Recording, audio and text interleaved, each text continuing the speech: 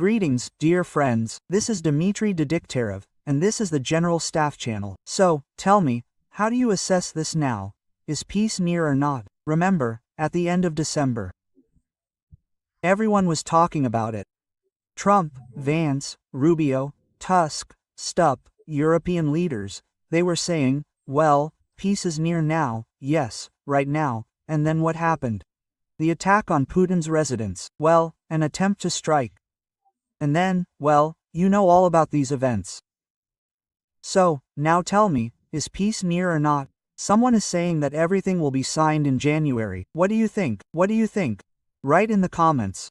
I think that, despite the New Year holidays, you are, of course, following all these events. Combat operations at the front continue, and we continue to study the situation together. Let's open the map. So, friends, we've covered the military plans and goals for 2026. If you haven't watched it yet, be sure to check out this episode. Now, let's do our traditional monthly review, the first winter month. How successful or unsuccessful it was. We usually do this on the first of the following month, but this time there was an episode about goals, so I'm recording a video on January 3rd. I can say right away that the pace has decreased compared to November, specifically in terms of occupied square kilometers. However, the pace in the first winter month is still higher. Can you imagine? Higher than it was in the summer? Any summer month of December is better than any summer month. And that's quite surprising. Well, let's take it from the beginning. As usual, let's start with Sumy Oblast. In December, our pace in Sumy Oblast almost doubled compared to November. Yes, not that much was occupied, about 15 square kilometers. However, this is the second month in a row that the Ukrainian Armed Forces in Sumy Oblast have made no progress, while our army, on the contrary, is advancing, recapturing what was lost in the summer.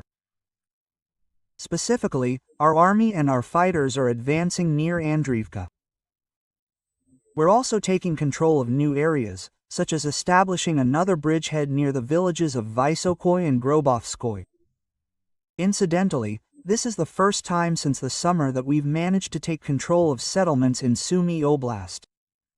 Before that, for several months in a row, settlements in Sumy Oblast would only lose territory but not recapture anything, and now we've recaptured 2 settlements in 1 month. Overall, the Ukrainian Armed Forces in Sumy Oblast suffered a complete collapse in December, while we, on the contrary, had our most successful month since July. Moving on. Kharkiv Oblast. This month was a mixed bag. The rate of advancement has dropped by, well, almost half, by 1.8% compared to November. This month has been successful in terms of the advance in the northern Kharkiv region. The city of Vovchansk was cleared and taken under control, after fighting that lasted a year and a half. We also took control of the urban-type settlement of Vilcha. That is, they couldn't stop our advance in Isus and are continuing to roll back south. We also captured 2 more villages, Liman and Prilipka. This pace of advance in the Vovchansk sector hasn't been seen since May 2024, when they actually began the offensive and establishing a bridgehead there, and into January. The prospects here are very good. I think the pace will be no slower than in December, and maybe even faster. Meanwhile, at the Milovsky bridgehead, there was virtually no confirmed advancement for the month, while the well-known problems arose in the Kupin sector.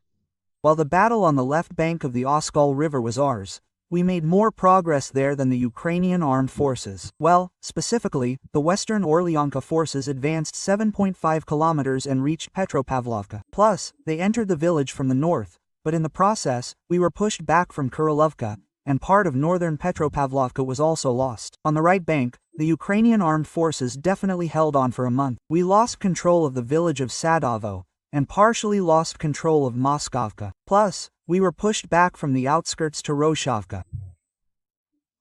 And in Kupinsk itself, at least half, of what we ultimately controlled was lost. And although there wasn't a total collapse, in terms of not losing the city, the situation remains difficult, and I can't predict how it will develop here in January. Well, I covered the situation in Kapinsk in more detail in a separate episode. If anyone is interested, you can find it and watch it. I also periodically provide updates on my Telegram channel. So, follow the link in the description to my Telegram channel, subscribe, and then you'll be up to date with what's happening. So, as I said, although there wasn't a total collapse, the battle for the right bank of the Kapinsky sector, if you can call it that, remained in the hands of the Ukrainian Armed Forces. What else is happening in the Kharkiv region? There wasn't any significant intensification in the Borovsk sector, but we managed to reach the highway and take up positions near Novoplatonovka and Bogoslavka. In total, 4 settlements and 42 square kilometers of territory came under our control in December in the Kharkiv region. The Ukrainian Armed Forces, in turn, recaptured 1 settlement, plus partially improved control in 2 more settlements and recaptured 25 square kilometers of territory. We're moving into the Donetsk region. Here, the pace of advance neither slowed nor increased. It remained at the same level as in November. Well, let's take it one step at a time. The Limansky sector. Well, there haven't been any major advances here in a month. Overall, the sector can be said to be bogged down. Well, that is, there were some minor improvements along the perimeter. Plus, by the end of the month, the fighters managed to squeeze out Ulubrov. That's basically it.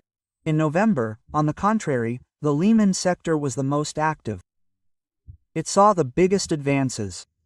But the neighboring former Seversk sector, in December, was the most successful sector in terms of advancement. Well, I'm talking about the Donetsk region. In 1 month, fighters from the southern group advanced the front a whopping 11 kilometers. They took the city of Seversk, took the village of Svitopokrovsko, and continued to push the front further west towards Slavyansk. And the prospects for January are also very good. If we manage to establish a line along Kryvyi Lugi and Kaleniki, then Nikolaevka, a small town right here, will be 8 kilometers away, and Slavyansk 15 kilometers away. Basically, we're watching. For now, we're seeing how the Mortka sector has transformed into the fastest moving sector in the Donetsk region. Moving on to the Kramatorsk sector, there haven't been any significant changes in December. The Zapadny and Solidar section has seen some movement, but it's still not possible to breach the Ukrainian Armed Forces' defenses or significantly advance the line of contact.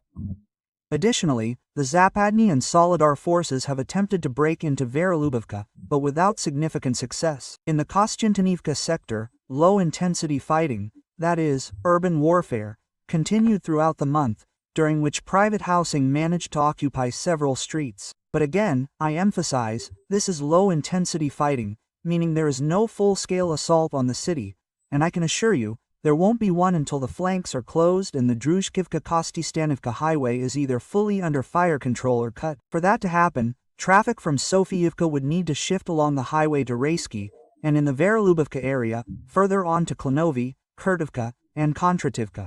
But that's still a challenge. Therefore, a full-scale assault on the city is not expected for now. Well, I mean in the next month, let's say, in January. Meanwhile, regarding the advances in December in the Konstantinovka direction, the Yuzhnekelbank reservoir was cleared. In the Dobropilya and Pokrovsky areas, both we and the Ukrainian Armed Forces made progress in Dobropilya. But given that Pokrovsky and Myrnorod are gone, the Dobropilya area will become the main theater of combat operations in January. Since we managed to take control of Myrnorod and Rodinska in December, the entire force will now be sent north with the goal of taking control of Dobropilya. To summarize for the Donetsk region, our army took control of 11 settlements and 240 square kilometers of territory in December. Meanwhile, the Ukrainian Armed Forces failed to recapture a single inhabitant, while they recaptured 13 square kilometers of territory. Let's move on. In the Dnepropetrovsk region. Here, there was a significant drop in momentum over the month compared to November. A very significant drop, 6-fold. What is the reason for this? Because the army reached the rivers and defensive lines.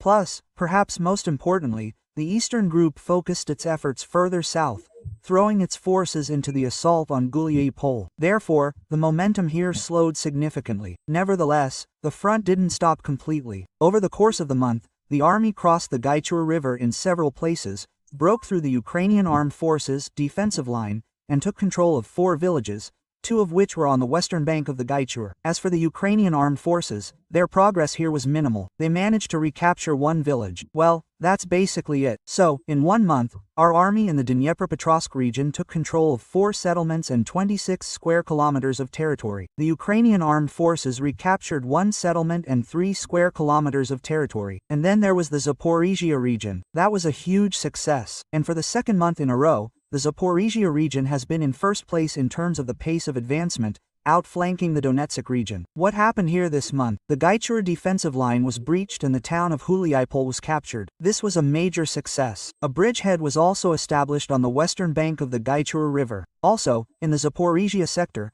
the Dnipro group significantly improved its position, breaking through the monolithic Ukrainian Armed Forces defenses, which resulted in the capture of the urban-type settlement of Stepnogorsk, plus the village of Lukyanisky, and de facto all of Primorsky. And now it's about 12 kilometers to Zaporizhia. So, 12 kilometers separates our army from Zaporizhia. And to summarize for the Zaporizhia region, our army took control of 9 settlements and 242 square kilometers of territory in December. There was no advancement in UVSU in the Zaporizhia region in December. Here's the overall result for the month. Our army has captured 30 settlements, including 6 cities and 2 urban-type settlements. In terms of territorial area, the army took control of 565 square kilometers in December. The Ukrainian Armed Forces, on the other hand, recaptured 2 settlements and 41 square kilometers of territory. That's the whole difference. They have 40 square kilometers, and we have 565. So, month after month. So, you don't need to be an expert or analyst to understand who's winning and who's losing. Well, that's all I have to say about the situation on the front for today. Don't forget to subscribe to my Telegram channel. The link is in the description, in the pinned comment. There's also a link to my books there. Well, I'd be very pleased. I'd be very happy if you read them.